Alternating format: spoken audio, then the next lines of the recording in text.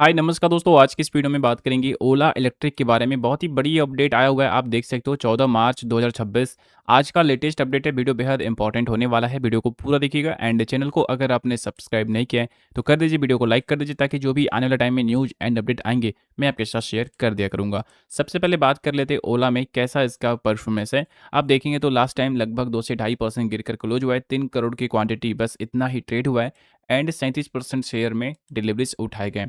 Share में correction भी बहुत ज़्यादा हो रखा है। अगर गिरावट की बात किया जाए तो आप देख सकते हो पिछले 1 साल में शेयर में लगभग 53% की गिरावट हो रखे हैं। बहुत ज़्यादा इसमें गिरावट ही गिरावट हुआ है एंड यहाँ पे आप देखेंगे तो शेयर लगभग हाई से लगभग 66% का लॉस यहाँ पे निकाल कर दिया हुआ है। तो इस तरह से करेक्शन बहुत ही ज़्यादा हो रखा है और जब से लिस्ट हुआ है तब से ये गिर ही रहा है एंड आप देखेंगे तो लगभग 70% शेयर गिर चुका है। तो शेयर में इस प्रकार की गिरावट के पीछे का सबसे जो बड़ी वजह है दोस्तों, वह है कंपनी के सेल्स का गिरना। यहाँ पर आप देखेंगे तो कंपनी के क्वार्टरली सेल्स बहुत ज़्यादा गिरता जा रहा है, गिरता जा रहा है। कंपनी के सेल्स कहाँ होते थे 2023 में 1200 करोड़ का और 1600 करोड़ भी कंपनी के सेल्स हुए, लेकिन अभी आप देखेंगे तो कंपनी के सेल्स में बहुत ज़्यादा गिरावट हो चुका है। 470 करोड़ कंपनी के सेल्स आ चुके हैं। तो जब इस तरह से कंपनी के सेल्स गिरते हैं तो देखिए, किसी भी कंपनी का सेल्स अगर गिरता है तो कंपनी के प्रॉफिट भी गिरता है, लेकिन अभी तक कंपनी प्रॉफिटेबल हुई ही नहीं है। तो जितना कंपनी के लॉस होते थे वो लॉस भी बढ़ जाता था। आप देख सकते हो 487 करोड़ कंपनी को लॉस हुआ है दिसंबर 25 में। अब नेक्स्ट क्वार्टर 4 के रिजल्ट आएंगे तो अब देखिए कि कैसा रिजल्ट कंपनी के आते हैं। कंपनी के सेल्स को इंक्रीज करना बहुत ज़्यादा जरूरी है। रिसेंटली ओला ने कुछ स्टोर को बंद किया है, आपने न्यूज़ तो देखा ही होगा। तो अभी ओला एक स्ट्रेटेजिक फैसला ले रहा है और ऐसा फैसला ले रहा है कि जिसमें कंपनी के खर्च कम हो और सेल्स बढ़ने में मदद मिले। जहाँ पे जिस स्टोर में ज़्यादा सेल्स नहीं होता था, ज़्यादा कस्टमर्स नहीं आते थे, वहाँ पे बंद कर दिया गया। तो अब देखिए यहाँ पर सरकार भी एक बड़ा फैसला आने वाला समय में लेता हुआ दिख सकता है, क्योंकि बहुत ही बड़ी न्यूज़ निकल कर आया हुआ है। यहाँ पे ध्यान आप देख सकते हो, यहाँ पे कुछ मीटिंग्स हुए हैं और भारत में क्यों धीमी है ईवी बिक्री की रफ्तार, क्या है एक्सपर्ट की राय और प्लानिंग। तो एक बड़ा अपडेट देखने को मिल रहा है। ईवी का बहुत ही कम डिमांड भारत में हो रखा है। भारत में ईवी अपनाने की दर मात्र बस 4% है। बस 4% ही लोग ईवी को एडॉप्ट कर रहे हैं। उच्च लागत, ये यहाँ पर मेन वजह है। मतलब बहुत ज़्यादा कॉस्ट आ जाता है ईवी के, जिसकी वजह से लोग अफोर्ड नहीं करते हैं। चार्जिंग स्टेशनों की कमी मुख्य बाधाएं हैं। यानी कि आप समझ सकते हो कि चार्जिंग स्टेशन ना होने की वजह से लोग अभी उतना अडॉप्ट नहीं कर रहे। जिस प्रकार से हर जगह पेट्रोल एंड डीजल पंप आपको देखने को मिल जाएंगे, तो चार्जिंग स्टेशन ना होने की वजह से लोग अडॉप्ट नहीं कर रहे हैं अभी ईवी गाड़ी को। सरकारी सब्सिडी जागरूकता से ईवी भविष्य उज्जवल होगा। सरकार यहाँ पे अब हेल्प करेगा तो फिर आगे ईवी को लोग अपनाएंगे। ध्यान से आप इसको पढ़ सकते हो। जो जो यहाँ पे बातें लिखा था मैंने यहाँ पे आपको बताया। मेन यहाँ पे जो पॉइंट वाली बात है, देखिए चर्चा में इस बात पर जोर दिया है कि भारत में ईवी अपनाने की वर्तमान दर केवल 4% है, जबकि नॉर्वे में 70% तक है। भारत में ईवी को कम पसंद करने के पीछे कई सारी वजह हैं। ईवी की कीमत पेट्रोल डीजल वाहनों की तुलना में ज़्यादा होना सबसे बड़ी बाधा भी है। तो कॉस्ट भी यहाँ पे बहुत ज़्यादा हो जाता है ईवी वाला का। देखिए क्या है बाकी समस्याएं। दूसरी समस्याओं पर बात करते हुए कहा गया कि चार्जिंग स्टेशनों की कमी लोगों को इलेक्ट्रिक वाहन खरीदने से रोकती है। तो हर जगह चार्जिंग स्टेशन होगा तभी लोग खरीदेंगे ईवी। अलावा लोगों को चिंता है कि ईवी एक बार चार्ज होने पर उतनी दूरी तय कर सकता है जितना पेट्रोल या डीजल वाली गाड़ियाँ। तो समझ सकते हो ये भी लोगों को कन्फ्यूजन रहता है। बहुत सारा अभी यहाँ पर कार और स्कूटर बाइक भी आ रहा है कि एक लॉन्ग रूट तय कर लेगा, लेकिन लोगों को अभी भी कन्फ्यूजन है। अभी भी भरोसा उतना नहीं हो रहा है लोगों को। बहुत से लोग ईवी के फायदे और उनकी देखभाल को लेकर जागरूक नहीं है। तो यह भी एक पॉइंट है जो नेगेटिव कर रहा है। तो इसलिए भी अभी ईवी के सेल्स में उतना ग्रोथ निकल कर नहीं आ रहा है। आगे आप देखेंगे तो सरकार की भूमिका की बात यहाँ पे की जा रही है। सभी जो एक्सपर्ट्स है सहमति व्यक्त की कि सरकार को ईवी अपनाने का बढ़ावा देने में महत्वपूर्ण भूमिका निभानी होगी। सरकार जब तक कि इसमें नहीं हेल्प करेगा तब तक उम्मीद नहीं है कि ईवी लोग उतना खरीदेंगे। कुछ सुझाव भी दिए गए। पहला सुझाव था कि सरकार को ईवी की खरीद पर सब्सिडी देनी चाहिए। तो जो लोग ईवी को खरीद रहे हैं, ईवी गाड़ियाँ, ठीक है, इलेक्ट्रिक व्हीकल, ईवी का मतलब होता है इलेक्ट्रिक व्हीकल, जो भी ईवी को खरीद रहे हैं उन्हें सब्सिडी भी देनी चाहिए, जिससे उन्हें मतलब ज़्यादा किफ़ायती बनाया जा सके। तो इस तरीके से सरकार अगर हेल्प करती है तो लोग ईवी को अडॉप्ट करते हुए देख सकते हैं। इसके अलावा सरकार को चार्जिंग स्टेशनों पर एक बड़ा नेटवर्क विकसित करना चाहिए।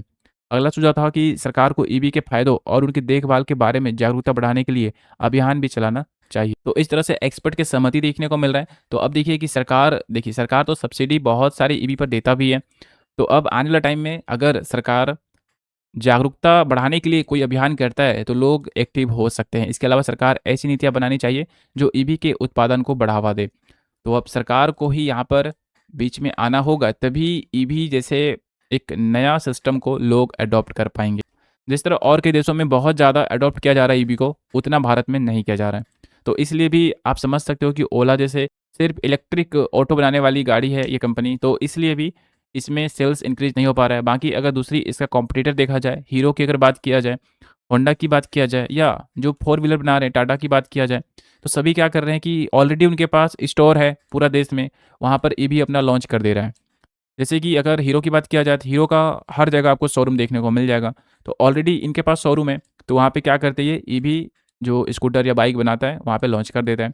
इससे उसे कोई भी एक्स्ट्रा खर्च करने नहीं पड़ते हैं। एंड ऑलरेडी पेट्रोल वाली जो बाइक है हीरो के पास है ही, तो कोई ना कोई बिकेगा ही और हीरो के बिजनेस चलेगा ही। लेकिन ओला की जो बात है ना, सबसे अलग है। ओला सिर्फ इलेक्ट्रिक पे काम कर रहा है और नया स्टोर ओपन करने में ही कहीं ना कहीं बहुत ज़्यादा खर्चा हो जा रहा है, एंड सेल्स अगर नहीं होते हैं तो फिर यहाँ पे लॉसेस देखने को मिलता है। तो आप समझ गए मेन जो कारण है, हीरो जैसे बड़े ब्रांड ऑलरेडी ये एस्टेब्लिश हैं और ओला को तैयार होना पड़ता है, जिसकी वजह से अभी बहुत ज़्यादा स्ट्रगल करना पड़ रहा है। अब बात कर लेते हैं कि 14 मार्च 2026 का आज का क्या लेटेस्ट अपडेट निकल कर आया हुआ है। आप देखेंगे तो ओला इलेक्ट्रिक लॉन्च किया हुआ है एक कैंपेन, ENDICH ये नाम से हैशटैग आया हुआ है, आप देख सकते हो। ये कैंपेन लॉन्च किया गया है और इसमें बताया जा रहा है कि ईवी को अडॉप्ट करने के लिए ये कैंपेन लॉन्च किया गया है। अनाउंस किया गया limited period benefit worth over 20,000।